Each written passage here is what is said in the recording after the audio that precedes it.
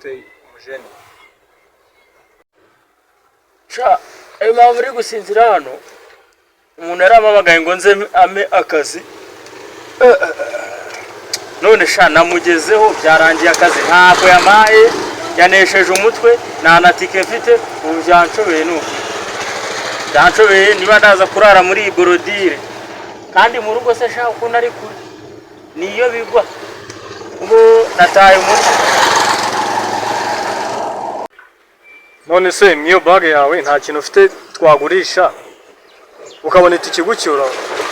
Sha ibaga yanjye se ibaga yanjye mane nta kintu kirimo twagurisha pe ntacyo kireka wenda ugurishije imayika kandi nayo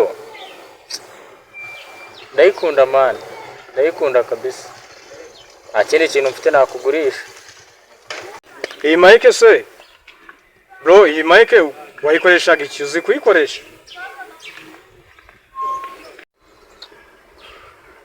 Sha iyi mayike se ani niyo njya nkoresha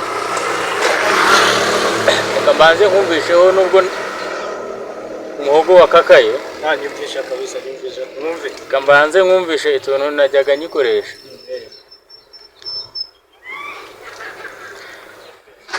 Agahinda k'abahanzi n'imvune zo mu muhanda inseko y'abantu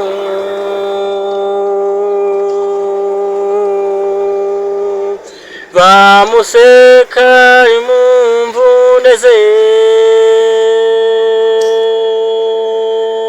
izo nizo nkomezi umuhanzi agomba kugira.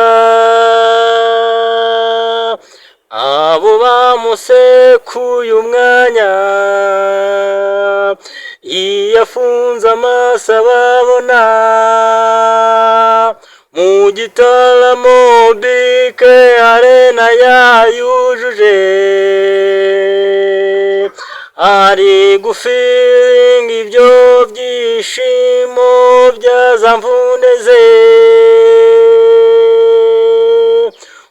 ukwihiringa mu masitu agera situwa mu ry'ubuceri umubonye yifuza kumukama kandi nawe inda yarafatanye n'umugongo. Ya sorry nyine nicyo ngicyo ubundi nayimarishaga gusa nyine Ndumva ufite tara kabisa, ndumva ari sawa. Man, nyamara ko twumva birimo, ndumva birimo kabisa. Noneho ukuntu bigiye kugenda, ngiye kukujyana mu rugo ahomba turarane. Iyo mikoro ntago nyiguze, ndumva ari igikoresho cyawe, ndumva ugerageza atari bya bindi bya rwangendanyi byazakunda. Reka tujyane mu rugo ahomba ucumbikire ijoro rimwe, ejo ku kazi bazamemba nzaguhita icyo utahe nta kibazo broski.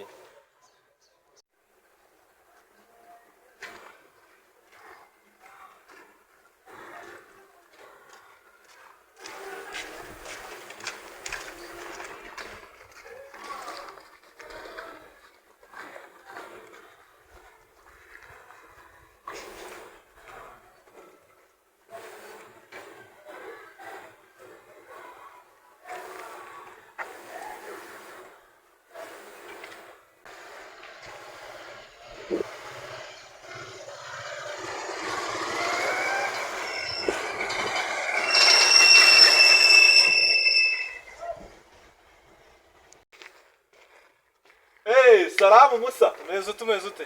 Ni sawa ni sawa. Namahoro. Namahoro. Kabisa. Meze ute bro? fresh wanjye. Amakuru yawe. Ni bo. None se manu Musa. Uyu mutipe kari ubwa mbere mubonye quartier. Iyi ni inshuti yanjye man. Iyo ni inshuti yanjye kabisa. Sawa turi kumwe. Turi kumwe. Sawa.